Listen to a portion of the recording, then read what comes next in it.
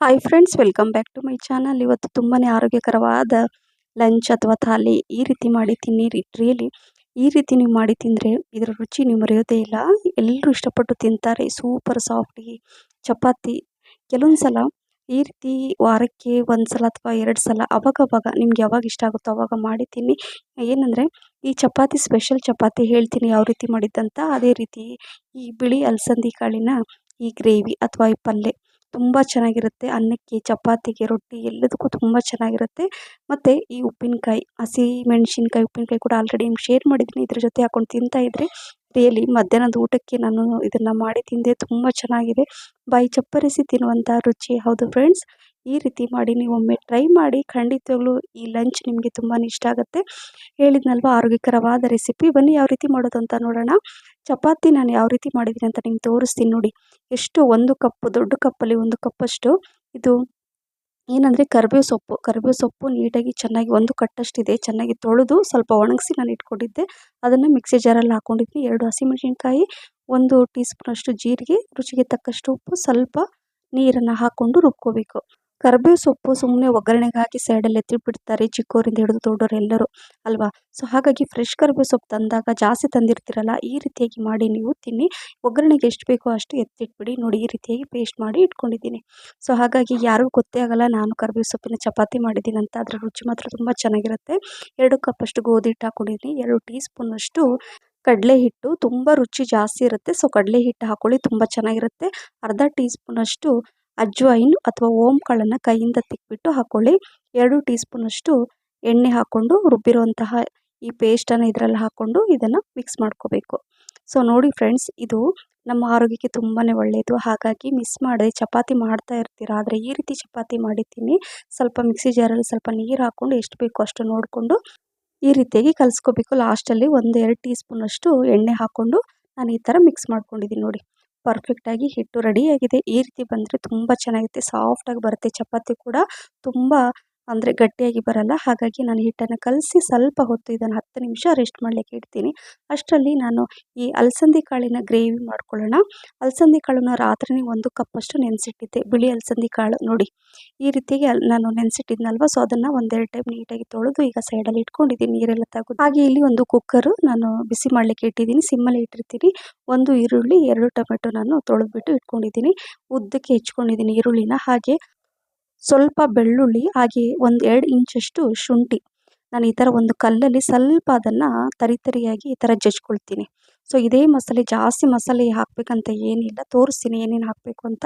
ನೋಡಿ ಇದನ್ನು ನಾನು ಜಜ್ಜಿಬಿಟ್ಟು ಇಟ್ಕೊಂಡಿದ್ದೀನಿ. ಇಲ್ಲಿ ಕುಕ್ಕರ್ ಕೂಡ ಬಿಸಿಯಾಗಿದೆ. 4-5 ಟೀ ಸ್ಪೂನಷ್ಟು ಎಣ್ಣೆ ಹಾಕ್ಕೊಂಡಿದ್ದೀನಿ. ಎಣ್ಣೆ ಬಿಸಿ ಆದಮೇಲೆ ಸಾಸಿವೆ, ಜೀರಿಗೆ, ಹಾಗೆ ಸ್ವಲ್ಪ ಕರಿಬೇವು ಸೊಪ್ಪನ್ನು ಹಾಕ್ಕೋಬೇಕು. ಸ್ವಲ್ಪ ಹಿಂಗೆ ಹಾಕ್ಕೊಂಡಿದ್ದೀನಿ. ಹಾಗೆ ನೋಡಿ ಶುಂಠಿ ಮತ್ತು ಬೆಳ್ಳುಳ್ಳಿನ ತರಿಯಾಗಿ ನಾನು ಜಜ್ಕೊಂಡಿದ್ನಲ್ವ ಅದನ್ನು ಹಾಕ್ಕೊಂಡು ಸ್ವಲ್ಪ ಕಲರ್ ಚೇಂಜ್ ಆಗೋ ತನಕ ಮಿಕ್ಸ್ ಮಾಡ್ಕೋಬೇಕು.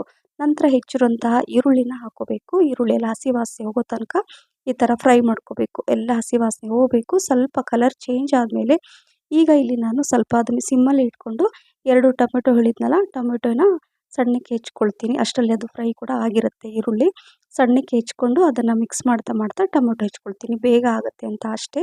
ಸೊ ಈ ರೀತಿಯಾಗಿ ನೀವು ಮಾಡಿಕೊಂಡ್ರೆ ಟೈಮ್ ಕೂಡ ಸೇವ್ ಆಗುತ್ತೆ. ಎಲ್ಲ ಹೆಚ್ಕೊಂಡು ಆಮೇಲೆ ಒಗ್ಗರಣೆ ಹಾಕೋದಂದರೆ ತುಂಬ ಟೈಮ್ ಬೇಕಾಗುತ್ತೆ. ಹಾಗಾಗಿ ನಾನು ಇದೇ ರೀತಿ ಮಾಡೋದು. ಹೆಚ್ಚಿರುವಂತಹ ಟೊಮೆಟೊನ ಹಾಕ್ಕೊಂಡು ನಂತರ ಸ್ವಲ್ಪ ಅರಿಶಿಣ, ಅರ್ಧ ಟೀ ಸ್ಪೂನಷ್ಟು ಜೀರಿಗೆ ಪುಡಿ, ಅರ್ಧ ಟೀ ಸ್ಪೂನಷ್ಟು ಧನಿಯಾ ಪುಡಿ, ಆಮೇಲೆ 2 ಟೀ ಸ್ಪೂನಷ್ಟು ಖಾರದ ಪುಡಿ, ರುಚಿಗೆ ತಕ್ಕಷ್ಟು ಉಪ್ಪನ್ನು ಹಾಕ್ಕೊಂಡು ಇದನ್ನು ಮಿಕ್ಸ್ ಮಾಡ್ಕೋಬೇಕು. ನೀಟಾಗಿ ಈ ಥರ ಮಿಕ್ಸ್ ಮಾಡಿಕೊಂಡು ನಂತರ ನೋಡಿ ಎಲ್ಲ ಮ್ಯಾಶ್ ಮಾಡ್ಕೋಬೇಕೆಲ್ಲ ಸ್ಪೂನಿಂದ. ಸೊ ಈಗ ಅದನ್ನು ಸಿಮ್ಮಲ್ಲಿ ಇಟ್ಕೊಂಡು ಇಲ್ಲಿ ನಾನು 3 ಕ್ಯಾರೆಟ್ ತೊಗೊಂಡಿದ್ದೀನಿ. ಅದನ್ನು ಸಿಪ್ಪೆ ಎಲ್ಲ ತೆಗೆದುಬಿಟ್ಟು ತೊಳೆದು ಈಗ ರೌಂಡ್ಗೆ ಈ ಥರ ಹೆಚ್ಚಿಟ್ಕೊಳ್ತೀನಿ. ಕ್ಯಾರೆಟ್ ಹಾಕಿ ಮಾಡೋದ್ರಿಂದ ಏನಾಗುತ್ತೆ, ತುಂಬ ಚೆನ್ನಾಗಿರುತ್ತೆ. ಮಧ್ಯೆ ಕ್ಯಾರೆಟು ತಿನ್ನುವಾಗ ತುಂಬ ರುಚಿಯಾಗಿರುತ್ತೆ. ಹಾಗಾಗಿ ಈ ರೀತಿಯಾಗಿ ಮಾಡ್ಕೊಳ್ತಾ ಇದ್ದೀನಿ. ಅಥವಾ ನೀವು ಬೇರೆ ತರಕಾರಿ ಕೂಡ ಹಾಕ್ಕೋಬೋದು. ಸೊ ಈಗ ಹೆಚ್ಚಿರುವಂಥ ಕ್ಯಾರೆಟನ್ನು ನೋಡಿ ಈ ಥರ ರೌಂಡ್ ಶೇಪಲ್ಲಿ ಕಟ್ ಮಾಡಿ ಇದರಲ್ಲಿ ಹಾಕ್ಕೊಂಡಿದ್ದೀನಿ. ಸೊ ಕ್ಯಾರೆಟ್ ಹಾಕ್ಕೊಂಡು ಮಿಕ್ಸ್ ಮಾಡಿಕೊಂಡ್ರೆ ಸಾಕು. ಒಂದು 30 ಸೆಕೆಂಡು ಅದರಲ್ಲಿ ಮಿಕ್ಸ್ ಮಾಡಿಕೊಂಡ್ರೆ ನೋಡಿ ಎಷ್ಟು ಚೆನ್ನಾಗಿದೆ ಅಲ್ವಾ. ಸೊ ಈಗ ಏನು ನಾನು ಅಲಸಂದಿ ಕಾಳು ನೆನೆಸಿಟ್ಟಿದ್ನಲ್ಲ, ಸೊ ಅದನ್ನು ಇದರಲ್ಲಿ ಹಾಕ್ಕೊಂಡು ಮಿಕ್ಸ್ ಮಾಡ್ಕೊಳ್ತಾ ಇದ್ದೀನಿ. ಸೊ 1 ನಿಮಿಷ ಈ ಥರ ಚೆನ್ನಾಗಿ ಮಿಕ್ಸ್ ಮಾಡ್ಕೋಬೇಕು. ಅದೆಲ್ಲ ಉಪ್ಪು ಖಾರ ಎಲ್ಲ ಚೆನ್ನಾಗಿ ಹೀರ್ಕೋಬೇಕು. ಸೊ 1 ನಿಮಿಷ ಚೆನ್ನಾಗಿ ಮಿಕ್ಸ್ ಮಾಡಿಕೊಂಡು ಅದು ಎಲ್ಲ ಫ್ರೈ ಆದಮೇಲೆ ಈಗ 1 ಕಪ್ಪಷ್ಟು ಅಂದರೆ ಒಂದು 2 ಗ್ಲಾಸಷ್ಟು ನೀರನ್ನು ಹಾಕ್ಕೊಂಡಿದ್ದೀನಿ. ನೀರು ಹಾಕ್ಕೊಂಡು ಚೆನ್ನಾಗಿ ಮಿಕ್ಸ್ ಮಾಡ್ಕೋಬೇಕು ನೋಡಿ. ಜಾಸ್ತಿ ನೀರು ಕೂಡ ಹಾಕ್ಕೋಬೇಡಿ, ತುಂಬ ನೀರು ಆಗಿಬಿಡುತ್ತೆ. ನೋಡಿಕೊಂಡು ನೀರು ಹಾಕ್ಕೊಳ್ಳಿ. ಈಗ ಮಿಕ್ಸ್ ಮಾಡಿಕೊಂಡು ಈಗ ಇಲ್ಲಿ ಒಂದು ಸ್ವಲ್ಪ ಕೊತ್ತಂಬರಿ ಸೊಪ್ಪನ್ನು ತೊಳೆದಿಟ್ಕೊಂಡಿದ್ದೆ, ಅದನ್ನು ಹೆಚ್ಚಿಬಿಟ್ಟು ಇದರಲ್ಲಿ ಹಾಕ್ಕೊಳ್ತೀನಿ. ಸೊ ನೋಡಿ, ಈ ರೀತಿ ಕೊತ್ತಂಬರಿ ಸೊಪ್ಪನ್ನು ಹಾಕ್ಕೊಂಡ್ಬಿಟ್ರೆ ಇದು ತುಂಬ ಚೆನ್ನಾಗಿ ಘಮ ಘಮ ಪರಿಮಳ ಬರುತ್ತೆ. ಕಲರ್ ಕೂಡ ತುಂಬ ಚೆನ್ನಾಗಿ ಬಂದಿದೆ, ನೋಡಿದ್ರಲ್ಲ. ಸೊ ಈಗ ಮಿಕ್ಸ್ ಮಾಡ್ಕೊಂಡು ಕುಕ್ಕರ್ ಲಿಡ್ಡನ್ನು ಕ್ಲೋಸ್ ಮಾಡಿ ಒಂದು 3-4 ವಿಸಲ್ ಮೀಡಿಯಮ್ ಫ್ಲೇಮಲ್ಲೇ ಮಾಡ್ಬೇಕು. ಸೊ ಈಗ ನಾನು ಅದು ಹಾಕೋಷ್ಟೊತ್ತಿಗೆ ಈ ಚಪಾತಿ ಕೂಡ ನಾವು ಮಾಡ್ಕೋಬೋದು. ಸೊ ಮೊದಲು ನೀಟಾಗಿ ಕ್ಲೀನ್ ಮಾಡಿಕೊಂಡು ನಾನು ಅದನ್ನು ಕುಕ್ಕರನ್ನು ಸೈಡಲ್ಲಿ ನೋಡಿ ಗ್ಯಾಸ್ ಫ್ಲೇಮನ್ನು ಆನ್ ಮಾಡಿ ಇಟ್ಟಿದ್ದೀನಿ, ಅದಾಗುತ್ತೆ ಅಷ್ಟರಲ್ಲಿ ನಾನು ಇಲ್ಲಿ ಹಂಚು ಕೂಡ ಇಟ್ಟಿದ್ದೀನಿ. ಸೊ ಹಂಚು ಕೂಡ ಬಿಸಿ ಆಗೋದ್ರೊಳಗೆ ಇಲ್ಲಿ ನಾವು ಚಪಾತಿನ ಮಾಡ್ಕೋಬೋದು. ಅಂದರೆ ಹಿಟ್ಟು ಕೂಡ ಕರೆಕ್ಟಾಗಿ ಹದವಾಗಿ ಅದು ಒಂದು 10 ನಿಮಿಷ ರೆಸ್ಟ್ ಮಾಡ್ಲಿಕ್ಕೆ ಇಟ್ಟಿದ್ವಲ್ಲ, ತುಂಬ ಚೆನ್ನಾಗಿ ಸೂಪರ್ ಸಾಫ್ಟ್ ಚಪಾತಿ ಆಗುತ್ತೆ. ಆರೋಗ್ಯಕರವಾದ ಚಪಾತಿ ಸ್ಕಿನ್ನಿಗೆ, ಆಮೇಲೆ ನಮ್ಮ ಕೂದಲಿಗೆ, ಕಣ್ಣಿಗೆ ತುಂಬಾ ಒಳ್ಳೆಯದು. ಕಣ್ಣಿಗಂತೂ ಈ ಕರಿಬೇವು ಸೊಪ್ಪು ತುಂಬ ಒಳ್ಳೆಯದು. ನೋಡಿ, ಈ ರೀತಿ ಉದ್ಬಿಟ್ಟು ಸ್ವಲ್ಪ ಎಣ್ಣೆ ಸವರ್ಬಿಟ್ಟು ಮತ್ತೆ ಸ್ವಲ್ಪ ಒಣ ಹಿಟ್ಟು ಹಾಕ್ಕೊಂಡು ಈ ರೀತಿಯಾಗಿ ನಾನು ಮಾಡ್ಕೊಳ್ತಾ ಇದ್ದೀನಿ. ಆವಾಗ ಪದರ ತುಂಬ ಚೆನ್ನಾಗಿರುತ್ತೆ, ಸಾಫ್ಟಾಗಿರುತ್ತೆ. ನೀವು ಬೆಳಗ್ಗೆ ಮಾಡಿ ರಾತ್ರಿ ಇಟ್ಟರೂ ಕೂಡ ಅಷ್ಟೇ ಸಾಫ್ಟ್ ಇರುತ್ತೆ, ತುಂಬ ಗಟ್ಟಿ ಆಗಲ್ಲ. ಹಾಗಾಗಿ ಈ ರೀತಿಯಾಗಿ ಮಾಡ್ಕೊಳ್ಳಿ. ನಾನು ಒಂಥರ ತ್ರಿಕೋನ ಶೇಪಲ್ಲಿ ಮಾಡಿಕೊಂಡು ಈ ಥರ ಉದ್ಕೊಂಡು ಸ್ವಲ್ಪ ಎಣ್ಣೆ ಬಿಸಿಯಾಗಿದೆಯಲ್ಲ, ಸ್ವಲ್ಪ ಎಣ್ಣೆನ ಸಿಮಿಸ್ಬಿಟ್ಟು ಅದ್ರ ಮೇಲೆ ಅದನ್ನು ಉದ್ದಿರೋ ಚಪಾತಿನ ಅದರಲ್ಲಿ ಹಾಕ್ಕೊಳ್ತೀನಿ. ಅದೇ ರೀತಿ ಉಳಿದಿರೋಂಥ ಎಲ್ಲ ಚಪಾತಿನ ಮಾಡಿಟ್ಕೊಳ್ತೀನಿ. ನೋಡಿ, ಈ ರೀತಿಯಾಗಿ ಮಾಡಿಕೊಂಡ್ರೆ ತುಂಬ ಚೆನ್ನಾಗಿರುತ್ತೆ. ಮತ್ತು ಲಂಚ್ ಬಾಕ್ಸಿಗೆ ಕೂಡ ಪರ್ಫೆಕ್ಟ್ ಇದು. ಮತ್ತು ಕೆಲವೊಂದು ಸಲ ಎಲ್ಲಾದರೂ ಹೊರಗಡೆ ಹೋಗ್ತಾ ಇರ್ತೀರ, ಈ ಥರ ಚಪಾತಿ ಮಾಡಿಕೊಂಡು ಉಪ್ಪಿನಕಾಯಿ ಅಥವಾ ಮೊಸರು ಇದ್ದರೂ ಕೂಡ ಸಾಕಾಗುತ್ತೆ. ಪಲ್ಯ ಕೂಡ ಬೇಕಾಗಿರಲ್ಲ ಕೆಲವೊಂದು ಸಲ ಈ ರೀತಿ ಮಾಡಿಕೊಂಡ್ರೆ. ಸೊ ಹಾಗಾಗಿ ಶುಗರ್ ಇದ್ದವ್ರಿಗಂತೂ ತುಂಬ ಒಳ್ಳೆಯದು ಇದು ಈ ಚಪಾತಿ. ಅವರು ಚಪಾತಿ ತಿಂತಾ ಇರ್ತಾರೆ, ಆದರೆ ಈ ರೀತಿ ಮಾಡಿ ಕೊಡಿ, ಶುಗರ್ ಕೂಡ ಕಂಟ್ರೋಲಿಗೆ ಬರುತ್ತೆ ಅಂತ ಹೇಳ್ತಾರೆ. ಈ ರೀತಿ ನೋಡಿ, ನಾನೆಲ್ಲ ಉದ್ಬಿಟ್ಟು ಸ್ವಲ್ಪ ನಾನು ಇಲ್ಲಿ ಕೊಬ್ಬರಿ ಎಣ್ಣೆನ ಯೂಸ್ ಮಾಡಿದ್ದೀನಿ ನಾನು. ಸೊ ಕೊಬ್ಬರಿ ಎಣ್ಣೆ, ತುಪ್ಪ ಅಥವಾ ಎಣ್ಣೆ ನಿಮ್ಗೆ ಏನು ಇಷ್ಟ ಆಗುತ್ತೋ ಅದನ್ನು ಹಾಕ್ಕೊಂಡು ಈ ರೀತಿಯಾಗಿ ಚಪಾತಿ ಮಾಡಿ ಇಟ್ಕೊಂಡ್ರೆ ಆಯಿತು. ಸೊ ನೋಡಿದ್ರಲ್ಲ ಫ್ರೆಂಡ್ಸ್, ನಾನು ಇದೇ ರೀತಿಯಾಗಿ ಚಪಾತಿ ಮಾಡಿ ನಿಮ್ಗೆ ತೋರಿಸಿ ನೋಡಿ ಯಾವ ರೀತಿ ಲೇಯರ್ ಆಗಿ ಬರುತ್ತೆ. ತುಂಬ ಚೆನ್ನಾಗಿರುತ್ತೆ, ಸೂಪರ್ ಸಾಫ್ಟ್ ಅಂತ ನಿಮ್ಗೆ ಹೇಳ್ತಾ ಇದ್ದೀನಲ್ವಾ. ಸೊ ಹಾಗಾಗಿ ಬೇಜಾರೇ ಬರಲ್ಲ ನಿಮಗೆ. ಚಪಾತಿ ಮಾಡಿದ ತಕ್ಷಣ ಯಾವಾಗ ತಿನ್ನೋಣ ಅಂತ ಅನಿಸುತ್ತೆ, ಅಷ್ಟೊಂದು ಚೆನ್ನಾಗಿರುತ್ತೆ. ನೋಡಿದ್ರಲ್ಲ, ತುಂಬ ಸಾಫ್ಟಾಗಿರುತ್ತೆ, ತೋರಿಸ್ತೀನಿ ನೋಡಿ.